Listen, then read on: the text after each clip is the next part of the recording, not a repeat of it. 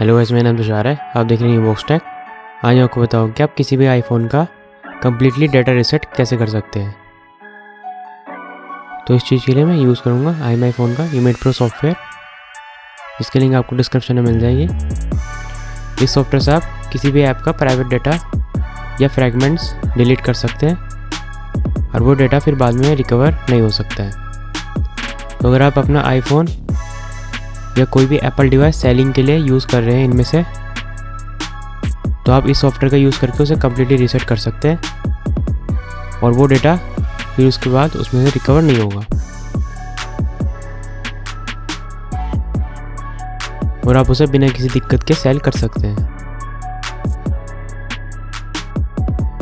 तो सबसे पहले आप इस सॉफ्टवेयर को यहाँ से डाउनलोड कर लें, फिर उसे यहाँ से इंस्टॉल कर लें।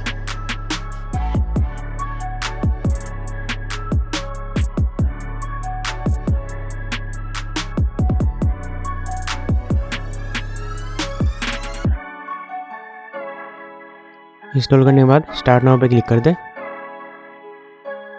और उसके बाद आप अपना आईफोन अपने लैपटॉप में किसी भी केबल से अटैच कर दें। मैं यहाँ पे इस वीडियो के लिए आईफोन SE का यूज़ करूँगा और ये मैंने लेटेस्ट वर्जन पे अपडेट कर रखा है।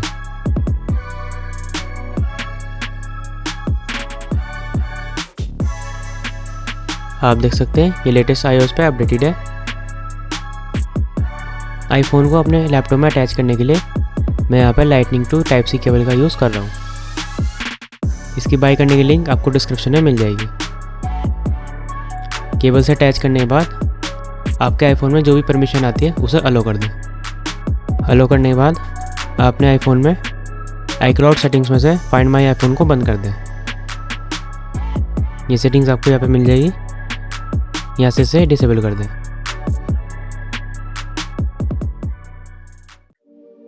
डिसेबल करने के बाद आपने लैपटॉप में वापस आए और यहाँ पे इस तरह का इंटरफेस शो हो जाएगा। इस सॉफ्टवेयर में 5 मोड है। मैं सबसे पहले आपको 1 क्लिक फ्री अप स्पेस दिखाता हूँ। इसे आप स्कैन करके आप इस तरह की टेम्प फाइल क्लीन कर सकते हैं और कोई ऐप भी यहाँ से एक क्लिक में इंस्टॉल कर सकते हैं।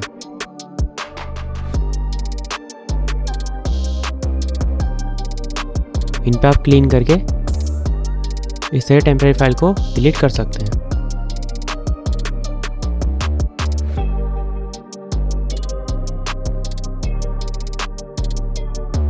और अगर आप डिलीटेड फाइल्स को इसमें से डिलीट करना चाहते हैं तो ये आपके मेल को थोड़ी देर स्कैन करेगा और फिर जो आपके डिलीटेड फाइल्स के फ्रेगमेंट्स होंगे वे भी यहाँ पे शो कर देगा।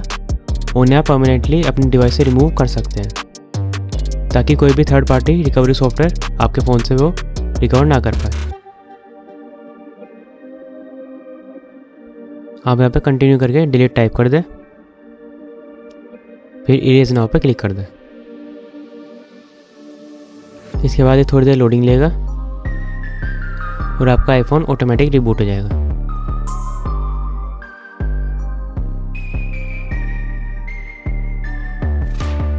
रिबूट होने के बाद यहाँ पे आपको पासवर्ड पूछेगा। जो आपका आईफोन का पासवर्ड है वो यहाँ पर टाइप कर दें। इसके बाद थोड़ी देर लोडिंग लेगा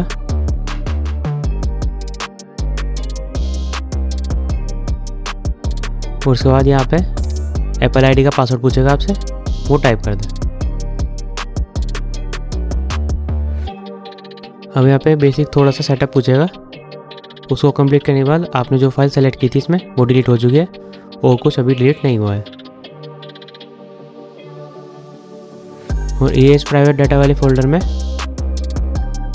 आप वो फाइल्स डिलीट कर सकते हैं जो आपके फ़ोन में अभी एग्जिस्ट करती हैं और आप उन्हें परमानेंटली डिलीट करना चाहते हैं।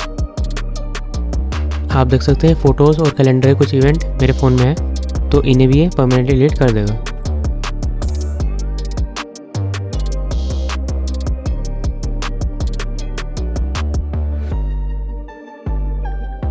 इसका भी सेम तरीका है। इरेज नाउ पे क्लिक करके डिलीट टाइप कर दें और फिर ये इन्हें भी सेम तरीके से रिमूव कर देगा।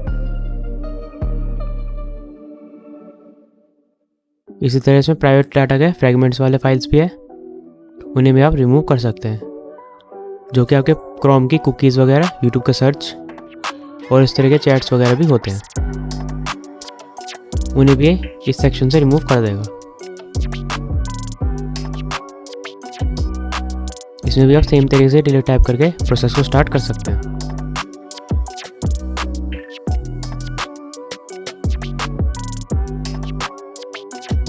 अब जैसे कि आपको अपने आईफोन का सारा डाटा रिमूव करना है, तो इरेज ऑल डेटा वाले सेक्शन में आ जाएं और इरेज पे क्लिक कर दें। फिर डिलीट टाइप करके ये प्रोसेस स्टार्ट हो जाएगा और आपके आईफोन से सारा डाटा रिमूव हो जाएगा परमानेंटली। और फिर आप अपने आईफोन को बिना किसी दिक्कत के रीसेल कर सकते हैं, उसमें कोई भी डेटा रिकवर नहीं हो पाएगा।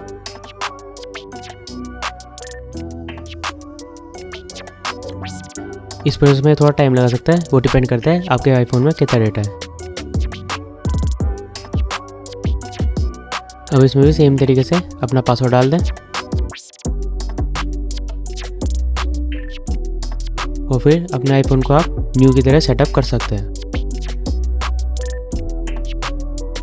आप देख सकते हैं ये बिल्कुल न्यू की तरह हो गया है। मैं आपको एक बार से सेटअप करके दिखाता हूँ कि ये कैसा दिखता है। तो अब आप नॉर्मली अपना आईफोन का सेटअप कर लें और जो चीज़ पूछ रहा है अपने हिसाब से क्लिक करते रहें।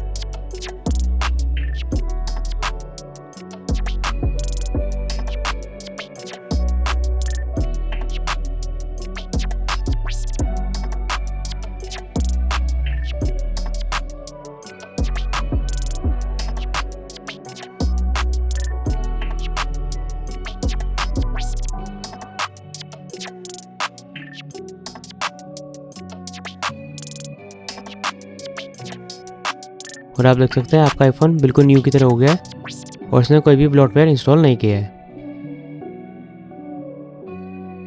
तो इस तरह आप अपने आईफोन में कोई भी डेटा को परमानेंटली डिलीट कर सकते हैं। अगर आपको मेरी वीडियो अच्छी लगी तो इसे लाइक करें, शेयर करें और मेरे चैनल को सब्सक्राइब करना ना भूलें।